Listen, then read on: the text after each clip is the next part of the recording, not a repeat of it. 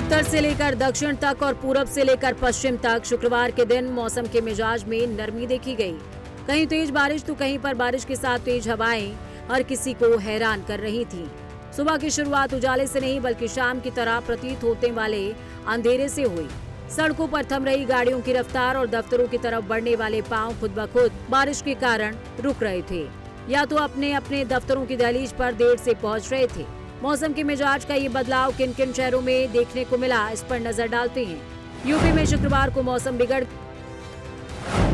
गया। लखनऊ में सुबह 10 बजे अचानक अंधेरा छा गया। सुबह से ही 40 किलोमीटर प्रति घंटे की रफ्तार से आंधी चलने का अलर्ट है। अयोध्या, बाराबंकी, सीतापुर और सिद्धार्थनगर में भी तेज बारिश के साथ ओले गिरे।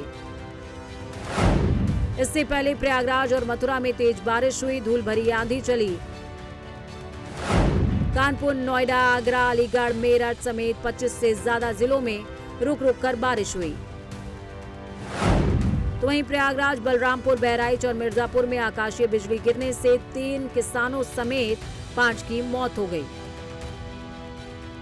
मौसम के मिजाज में ये नरमी केवल उत्तर भारत तक ही सीमित नहीं है, बल्कि राजधानी दिल्ली से लेकर पहाड़ी राज्यों तक भी बारिश और तेज हवाएं जारी हैं, जिसका परिणाम ये रहा कि हल्की गलन भी महसूस होने लगी।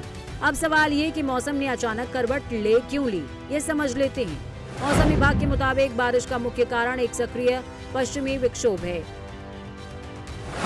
आमतौर पर पश्चिमी विक्षोभ सर्दियों के महीने या फिर दिसंबर से फरवरी में आता है, जो भूमध्य सागर से उठता है और उत्तर पूर्व की ओर बढ़ते हुए बर्फबारी और शीतलहर लेकर आता है।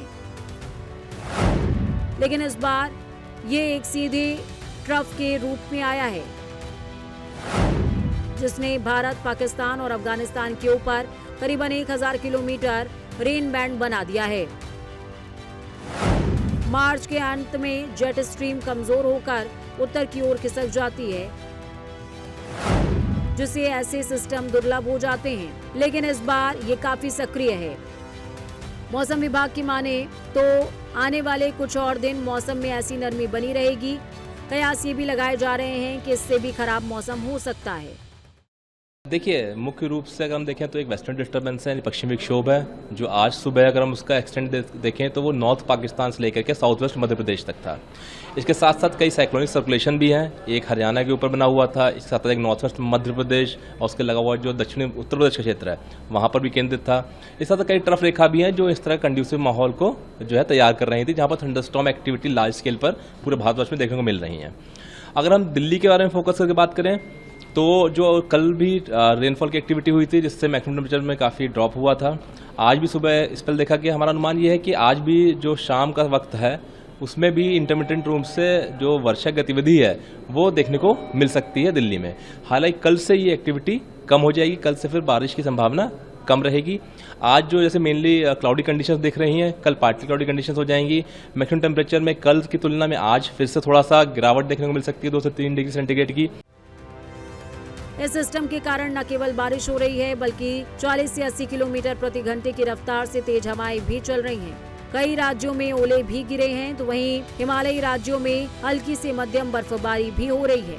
मौसम विभाग ने खास तौर पर खुले में काम करने वालों किसानों को सतर्क रहने को कहा है। मौसम विभाग के मुताबिक आने वाले दिनों में कुछ इलाकों में हल्की बारिश की संभावना बनी रह सकती है।